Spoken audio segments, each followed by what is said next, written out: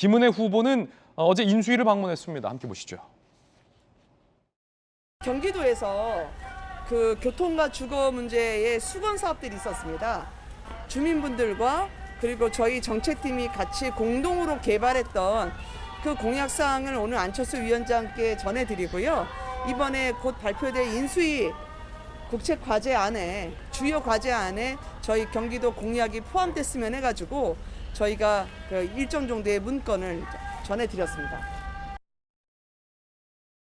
그런데 이 장면이 묘하다라고 얘기하는 정치부 기자들이 많습니다. 김은혜 후보가 안철수 위원장을 만나서 여러 가지를 전달했다라는 설명인데 혹시 그 봉투 안에 어딘가 한쪽에 조그맣게 쪽지로 해서 분당 출마하세요. 뭐 그렇게 쓰진 않았겠습니다만 안철수 인수위원장이 출마한 거 아니냐, 그 지역구로.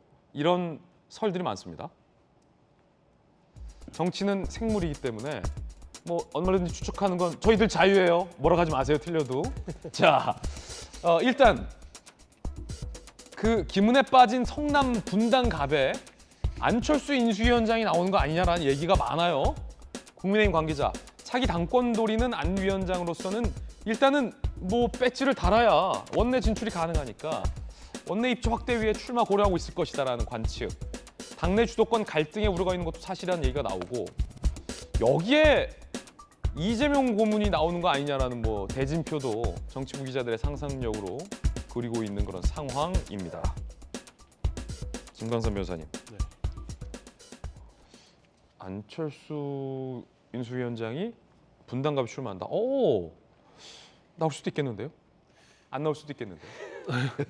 지금 근데 사실 이제 재보궐선거 자체보다 이제 지방선거에 관심이 많잖아요. 근데 안철수 위원장이 만약에 분당갑에 출마를 하면 이게 굉장히 아주 핫한 지역이 될 거라고 봐요. 그런데 이제 안철수 위원장 입장에서는 아마 굉장히 나오고 싶어 하지 않을까 싶어요. 나오고 싶어 할 거다? 그러면 왜냐하면 본인이 뭐 차후에 당권 도전을 한다고 하는데 이제 당권 도전하는데 시간이 꽤 많이 남아 있고요.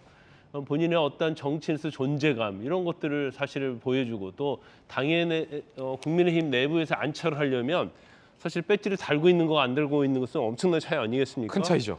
그래서 분당갑에 출마할 생각이 있다. 근데 아까 말씀드린 것처럼 김은혜 후보가 인수위원장을 만나러 갔는데 물론 뭐 표면상으로는 예. 경기도에 민원을 전달하러 갔다고 이렇게 얘기는 하지만 예. 이 시점에서 뭐 그렇지. 경기도 민원을 전달하러 갔다? 그렇지. 그건 아닐 것 같고 예. 또 만약에 안철수 의원이 분당갑에 출마를 하게 되면 예. 경기도 선거에 시너지 효과가 있을 수 있어요. 아, 그래요? 그렇죠. 대선 주자급이니까. 그렇죠. 굉장히 많은 관심을 갖게 되기 때문에 그런데 그럼 만약에 안철수 위원장이 출마를 하는 걸 가정을 전제로 하면 예. 과연 이재명 고문이 출마를 할 수 있을까 그런 생각이 드는데 저는 개인적으로는 출마했으면 좋겠어요. 그래가지고 다시 한번 국민의 좀 판단을 좀 예. 받아봤으면 좋겠다고 생각하는데 아마 이재명 고문도 쉽지는 않을 거예요. 왜냐하면 전 대선은 일반적인 국민들이 볼 때 비호감 후보끼리 싸움이었거든요. 근데 분당갑에 약간 특수성이 또 있어요. 그렇기 때문에 이 분당갑에서 출마를 했는데 결과적으로 이제 안철수 후보는 그래도 비호감 후보는 아니단 말이에요. 분류가 안 되기 때문에. 그래서 전에 대선에서 뭐 아깝게 졌다고 해서 꼭 이긴다는 보장은 없단 말이에요. 그럼 여기에 과연 정치의 모험을 걸 필요가 있을까? 제가 이재명 후보라면 저는 나가지 않겠어요. 그러나 안철수면 나간다. 제가 안철수면 저는 나갑니다. 예. 김광선 변호사님, 김광선 변호사님이죠. 김남국 의원, 측근 김남국 의원이 이재명 후보는 청사진을 그린 게 없다라고 부인을 했습니다. 이야기 들어보시죠. 실제 정말 어떤 청사진을 그리거나 계획을 세우거나 그런 것들은 전혀 없습니다. 지금 현재로서는 그러한 어떤 계획이 전혀 없고. 송영길 의원이 지금 이제 서울로 옮겼잖아요. 그 지역구 출마 가능성도 열려 있어요? 저는 그거는 모르겠습니다. 안철수 인수위원장이 노원구에서 국회의원을 했었죠. 거기가 묘하게 이준석 대표와 지역구가 겹쳐서 이 대표가 떨어졌죠. 이 대표가 이제 바른미래당 후보로 나와서 떨어진 적이 있고, 그렇죠. 그렇죠. 그 다음에 이제 민주당은 전 거죠. 그 다음에는. 아, 그다음 나왔을 때 그렇군요. 이거 지난 총선 때는. 그러면 지역구가 변동이 이루어지겠군요. 안철수 위원장이 분당에 나가면. 뭐 그럴 수 있을 것 같고, 뭐 굉장히 복잡한 구도가 이게 늘 출마의 본인의 의지가 일단 가장 중요한 거죠. 뭐 본인이 이제 나갈 거냐 말 거냐 의지가 중요한 거지만 이제 구도가 어떻게 만드냐가 중요한데 거꾸로 이재명 후보가 나온다면 안철수 위원장도 굉장히 명분이 생기죠.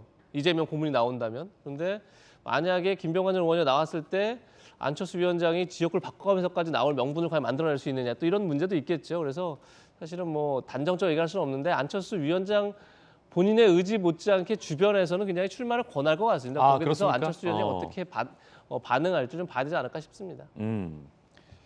민주당이 서울시장을 경선 토론 없이 바로 투표에 붙이기로 했습니다. 경선 후보들은 아시죠? 송영길, 박주민, 김진애 후보죠. 어제 오후 10시 30분 예정 민주당 서울시장 토론회 취소, 검수완박 법사위 심야 소집 때문에 박주민 의원이 거기로 이제 들어가야 되죠. 그래서 이제 TV 토론 없이 1차 경선 그리고 TV 토론 2차 경선 최종 후보 확정. 송영길, 박주민, 김진애. 이대로라면 전 대표님 송영길 후보가 가장 뭐 유력하지 않겠습니까? 박주민 의원도 좀 인기가 있더라고요. 아, 그렇습니까? 예, 젊은 사람들한테 상당히 인기가 있더라고요. 그래서 이게 사실은 이제 후보가 되기도 전에 흠집이 좀 많이 났습니다. 당에서 이제 전략공천 지역으로 해버리고 이러면서 흠집이 많이 난 상황이라 어떻든 좀 이 경선 역동성을 위해서 좀 결선 투표도 가고 하는 과정을 거쳐줬으면 좋겠는데 그것은 이제 유권자들의 선택이니까 한번 지켜보도록 하겠습니다. 예. 자, 서울시장 결과 어떻게 될지 좀 보겠고요. 김진애 후보가 그런데 어제 김어준 씨가 편파적이다라고 비판을 했다고 합니다. 왜죠? 김어준의 뉴스공장 답네요. 편파적 머리가 심합니다. 이 김진애 후보 얘기예요. 작년 보궐선거에서는 김진애 후보를 한 번도 안 불렀는데 오늘은 송영길, 박주민 후보만 인터뷰하고 김진애는 내일로 뺐습니다. 김진애를 투명인가 취급하는 것. 그래서 뉴스공장은 편파적 머리가 심하다라고 주장을 했습니다. 이재명 기자, 이건 어떤 장면입니까?